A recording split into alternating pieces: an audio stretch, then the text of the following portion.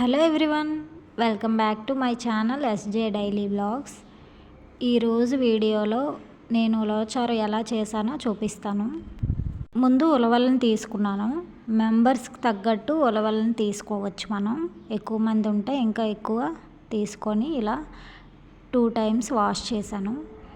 Wash చేశాక అందులో కొంచెం వాటర్ వేసి ఇలా స్టవ్ మీద పెట్టేస్తానండి. అవి ఉడికిస్తున్నాను అన్నమాట. ఈలోపు చింతపండు నానబెట్టుకుంటున్నాను. చింతపండు కొంచెం తీసుకొని వాటర్ వేసి ఇలా నానబెట్టుకుంటున్నాను. ఉలవల్ని ఉడికించడానికి నాది క్వాంటిటీ తక్కువ కాబట్టి నేను చిన్న తపాల్లో పెట్టి ఇలా ఉడికిస్తున్నాను. కొంచెం ఎక్కువ క్వాంటిటీ అయితే కుక్కర్లో పెట్టి ఉడికించేసుకోవచ్చు సింపుల్గా. మూత పెట్టి ఇలా సిమ్లో పెడితే ఉడికిపోతాయి చాలా సింపుల్గా. అలా 10 minutes ఉంచితే వాటర్ అంతా ఇంకిపోయి ఇదిగోండి ఈ విధంగా మెత్తబడిపోతుంది ఉలవలు అనేవి. ఇంకా ఇవి ఉడికిపోయినట్టే.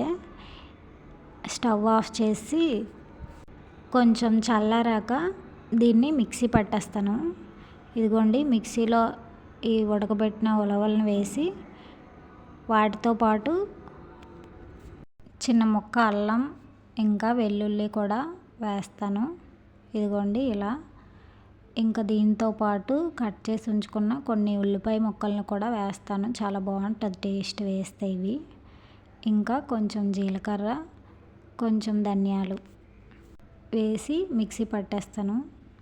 ఇదిగోండి రుబ్బు అయితే ఇలా వస్తుంది గ్రైండ్ చేసింది. ఇలా మెత్తగా మిక్సీ పట్టేసి బౌల్లోకి తీసుకున్నాను. దీంట్లోని ముందుగా నానబెట్టి ఉంచుకున్న చింతపండు రసం ఉంటుంది కదా, అది వేసి కలుపుతాను. ఈ రసం మన ఇష్టం అండి. పులుపు ఎక్కువ కావాలనుకున్న వాళ్ళు ఎక్కువ వేసుకోవచ్చు, లేదా క్వాంటిటీ తగ్గట్టు మెంబర్స్ ఎక్కువ ఉంటే ఎక్కువ వేసుకోవచ్చు. బాగుంటుంది చింతపండు రసం వేస్తే ఉలవచారు. ఇలా మిక్సీ పట్టిన ముద్దకు తగ్గట్టు ఇలా చింతపండు రసాన్ని వేసుకున్నాను. పూర్తిగా కలిసే వరకు కలుపుతాను. అలా కలిపాక ఈ విధంగా అయితే కలుపుకొని కొంచెం సాల్ట్, పసుపు, కారం వేసుకుంటాను. ఇలా వేసేసి స్టవ్ మీద పెట్టేస్తానండి. ఉలవచారు ఉలవపిండితో కూడా కొంతమంది చేసుకుంటారు, కానీ ఇలా ఉలవలతో చేసుకుంటే చాలా బాగుంటుంది టేస్ట్ మాత్రం. ఉలవలు ఎంతో హెల్దీ కూడా మనకి.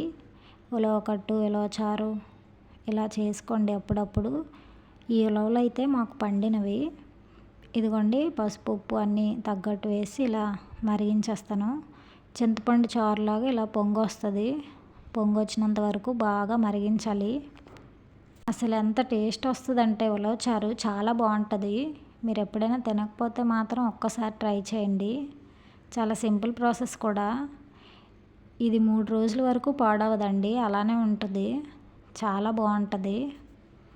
ఒకప్పుడు అందరూ ఇవే తినేవారంటండి, అందుకే అంత హెల్తీగా ఉండేవారు. ఇప్పుడు అంతా అన్హెల్దీ ఫుడ్ అయిపోయింది. ఇదిగోండి ఆ ఉలవచారు మరిగాక ఇలా తాలింపు అయితే పెట్టేస్తున్నాను.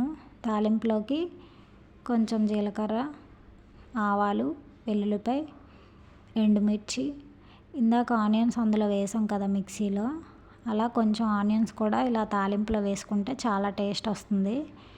ఇంకా లాస్ట్లో కరివేపాకు. తాలింపు ఎప్పుడైనా బాగా మాడితేనే చారులోకి కానీ పప్పులోకి కానీ టేస్ట్ అనేది బాగుంటుందండి. నేనైతే అలానే చేస్తాను. ఈరోజు ఉలవచారు మాత్రం చాలా టేస్టీగా వచ్చింది, చాలా బాగుంది. అప్పుడప్పుడు ఇలాంటి హెల్తీ ఫుడ్స్ తింటే చాలా మంచిది కదా, అండ్ టేస్ట్ కూడా చాలా బాగుంటుంది, ఏమాత్రం తగ్గదు. మనకు ఒకసారి చేసుకొని తింటే పదే పదే ఇదే చేసుకొని తినాలనిపిస్తుంది, అంత బాగుంటుంది. ఇదిగోండి తాలింపు అయితే నేను ఉలవచారులోకి వేసేస్తున్నాను. అంతే, మ్యాక్సిమం అయిపోయినట్టే. ఇంకా 2 minutes ఉండి నేను ఆపేస్తాను. ఉప్పు సరిపోయిందా లేదా చూసుకొని. కంపల్సరీగా మీరు కూడా ట్రై చేయండి.